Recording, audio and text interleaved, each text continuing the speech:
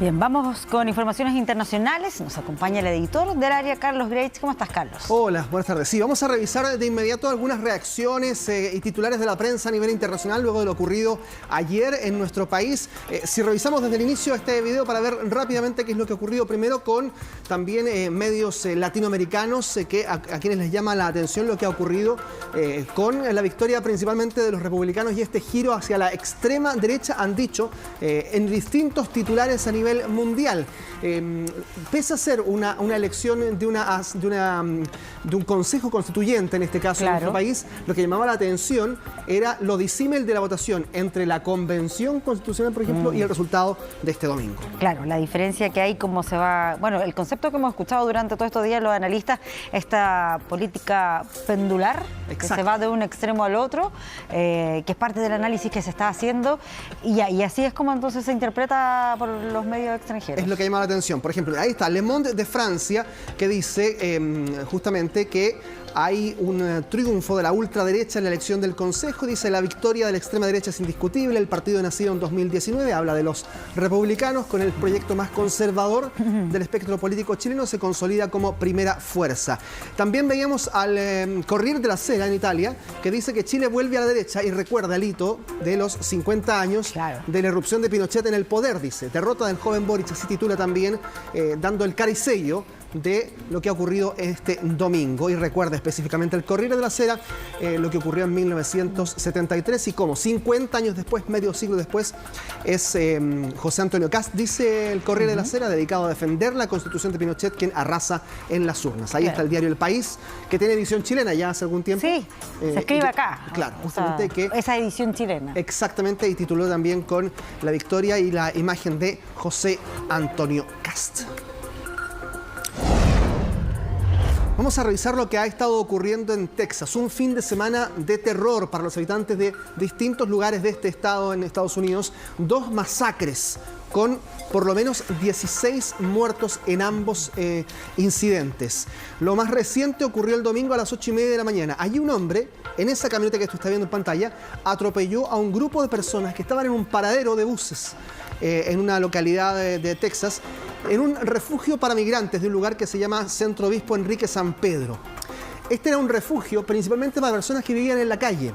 Pero ha sido tal el flujo de migrantes que ha llegado a este estado, a Texas, que este centro, que albergaba principalmente a personas indigentes, a personas que vivían en la calle, ahora se ha transformado en un centro para migrantes. Habían allí un grupo de venezolanos instalados en este paradero. Ingresa este hombre con una camioneta, atropella a estas personas, deja 8 personas muertas, 7 de ellos son venezolanos, todavía no se sabe la identificación de la 8ª víctima, que se confirmó esta mañana, y el resto son heridos también latinos. Pero aquí hay otra distinción. El atacante, que resulta herido en este accidente, ustedes ven cómo quedó en la camioneta, también es de origen latino. Ahí ustedes veían también una fotografía de la identificación. Todavía no está claro el motivo por el que lo hizo, se le va a interrogar. Pero eso te iba a preguntar, si había detalles sobre eso, la motivación, porque se ha descartado o no, si es que fue un accidente o derechamente tuvo la intención de cometer el atropello. La policía lo que indica es que, dado el recorrido del automóvil, la velocidad a la que iba, una avenida grande, donde era muy difícil, en una recta, era muy difícil saber con exactitud, pudo haber esquivado si es que era un accidente, si es que se le cortaron los frenos. Si es que hubiese sido algo de esas características. Claro, todo indica presumen que fue intencional. Exactamente, fue directamente hacia el grupo de estos venezolanos. Mientras tanto, en otro incidente, el día sábado, hay un hombre que mató a 8 personas. Este hombre también es latinoamericano, identificado como Mauricio García, 33 años. Salió de un automóvil y empezó a disparar contra personas que estaban en este centro comercial. Otras 7 resultaron heridas. En este caso, el agresor fue abatido. Pero vuelve a llamar la atención que también este otro atacante, el del día sábado, fuese de origen latino. Y aquí entonces las autoridades están alertas respecto de qué es lo que pueda estar pasando en un estado que tiene una amplia libertad para la adquisición. El tema del uso de las armas, ¿no? Sí. Eso también influye ahí en Texas. Sí. Es complejo el escenario, ya el gobernador ha dicho que va a investigar lo que ha ocurrido, pero de todas formas se genera muchísima preocupación y obviamente el dolor de los familiares de esas 16 víctimas en tan solo un fin de semana. Mientras tanto, revisamos lo que ha ocurrido en Perú. También una tragedia, un accidente en una pequeña mina de oro en el sur de ese país, en Arequipa específicamente, ha dejado 27 trabajadores fallecidos. Esto ocurrió en una minera que se llama Yanaquiwa, en el estado de Arequipa, en el departamento de Arequipa más bien dicho. Aparentemente hubo un cortocircuito dentro de la mina. Esto provocó un incendio en el socavón y el fuego y el humo hicieron imposible el panorama para escapar para estas 27 personas. De inmediato fueron trasladados policías, personal de salud, ambulancias para ayudar en la atención y el rescate de las víctimas, pero es la mayor tragedia en un accidente minero, al menos durante este siglo, en todo Perú, que es un país que se caracteriza por tener actividades mineras bastante intensas, pero en este caso es la peor de las tragedias. En Ucrania y específicamente en la capital Kiev no han parado de sonar las sirenas por las noches nuevamente, después de varias semanas en que había cierta calma en la capital. Y ahora, además, un ataque materializado. Miren cómo quedó ese edificio allí luego del ataque de varios drones de fabricación iraní, por lo tanto se deduce que vienen desde Rusia, y cayeron sobre un edificio residencial en Kiev. 3 personas murieron.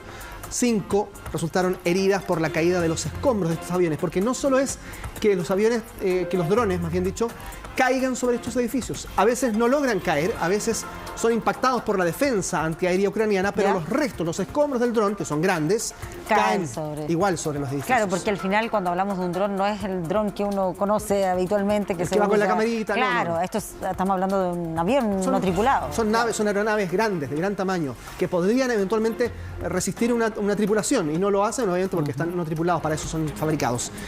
Hay atención en Rusia con lo que va a ocurrir el día de mañana en Moscú, porque se celebra el Día de la Victoria de la Segunda Guerra Mundial.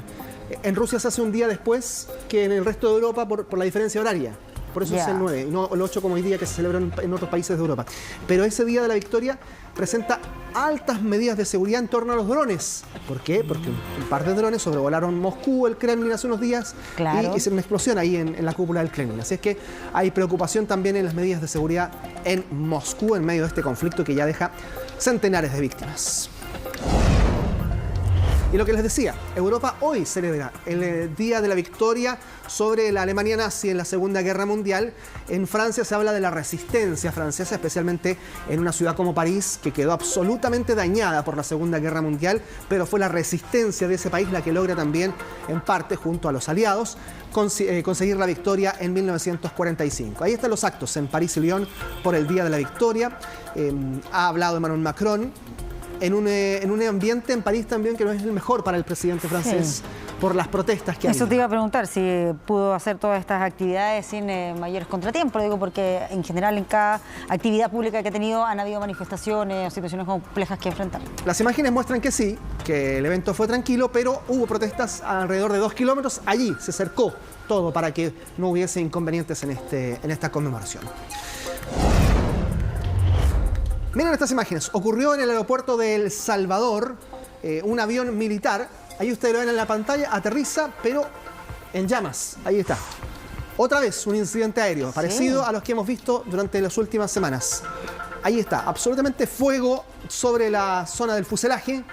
No era un avión comercial, no habían tantos pasajeros, no hubo peligro, pero claramente se incendió justo al aterrizar. Esto ocurrió en el Aeropuerto Internacional Monseñor Óscar Arnulfo Romero.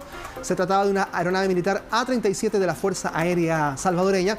Estaba realizando unas actividades, vuelos acrobáticos, participaba de un desfile aéreo por el Día del Soldado, y al momento de aterrizar comienza a incendiarse prácticamente por completo en ese aeropuerto. ¿Y qué pasa con los tripulantes? Afortunadamente fueron rescatados sanos y salvos por los equipos allí que estaban en el aeropuerto, pero llaman la atención, los incidentes con fuego. Como que se han repetido en el último tiempo, ¿no? Sí, seguramente los investigadores tendrán que ver si es que hay alguna conexión técnica. Son distintos tipos de aviones, pero claro, incidentes. Llama la atención.